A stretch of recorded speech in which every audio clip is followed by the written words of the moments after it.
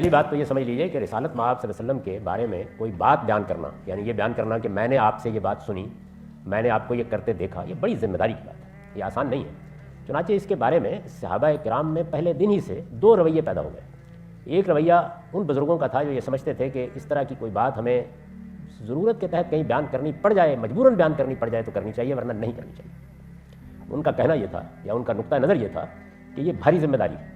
اس میں ہو سکتا ہے غلطی ہو جائے، ہو سکتا ہے آپ کی نسبت سے کوئی ایسی بات بیان ہو جائے جو آپ نے اس طرح نہیں کہی،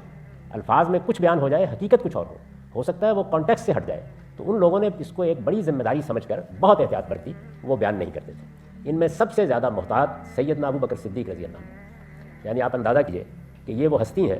کہ جو رسالت مآب صلی اللہ علیہ وسلم پر پہلے دن ایمان لے آئے، آپ کے قریبی دوست ہیں۔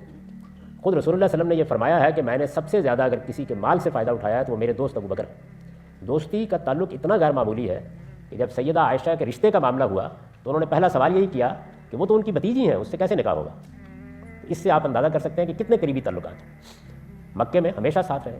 ہجرت کی رات بھی ساتھ تھے، ہجرت کے سفر میں بھی، غار ثور میں بھی وہی ساتھ تھے۔ اس کے بعد بھی اگر آپ تاریخ کا مطالعہ کریں تو ہر وقت معلوم ہوتا ہے کہ وہ موجود ہیں اور آپ کے ساتھ ہیں۔ آپ کے بعد انہوں نے ہی اقتدار سنبھالا ہے۔ اتنے قریبی ساتھی سے جو کل باتیں، یعنی رسالت مآب صلی اللہ علیہ وسلم کی جو باتیں جس کو حدیث کہتے ہیں، جو کل نقل ہوئی ہیں وہ 40-45 سے زیادہ نہیں ہیں۔ آپ دیکھ لیجیے مسند احمد بن حنبل میں سب سے پہلی مسند انہی کی، 40-45 سے زیادہ نہیں ہے، یعنی اگر آپ ان میں سے تکرار ڈال دیں تو پھر 80-90 قریب بن جاتی ہیں، ورنہ 40-45۔ تو انہوں نے انتہائی احتیاط برتی۔ حضرت عمر بہت محتاط تھے، حضرت عثمان بہت محتاط تھے، اور بہت سے لوگ بھی بہت محتاط تھے۔ تو ایک وجہ تو یہ ہوئی کہ جو لوگ اس معاملے میں بہت زیادہ محتاط تھے ان سے بہت کم باتیں، یعنی یہ نہیں کہ ان کے علم میں باتیں نہیں تھیں، بلکہ ایک جگہ پر ایک صحابی نے، جلیل القدر صحابی نے بیان کیا ہے، غالباً حضرت عثمان نے، کہ ایسا نہیں ہے کہ میرے علم میں آپ کی بہت سی باتیں نہیں ہیں، میں نے آپ کو دیکھا ہے، آپ کی باتیں سنی ہیں، آپ سے سوالات کیے ہیں، لیکن میں اس سے بہت ڈرتا ہوں کہ میں ایسی کوئی بات بیان کر دوں کہ جو ٹھیک نہ ہو یا اس میں مجھ سے کوئی غلطی ہو جائے، اس میں بڑی احتیاط برتنی چاہیے۔ دوسرا نقطہ نظر ان لوگوں کا تھا جو یہ کہتے تھے کہ بھئی یہ بڑی دولت ہے، بڑا سرمایہ ہے، اگر ہم نے آپ کو دیکھا ہے، ہم نے آپ کی باتیں سنی ہیں، ہم نے کوئی واقعہ مشاہدہ کیا ہے تو ہمیں بتانا چاہیے لوگوں کو۔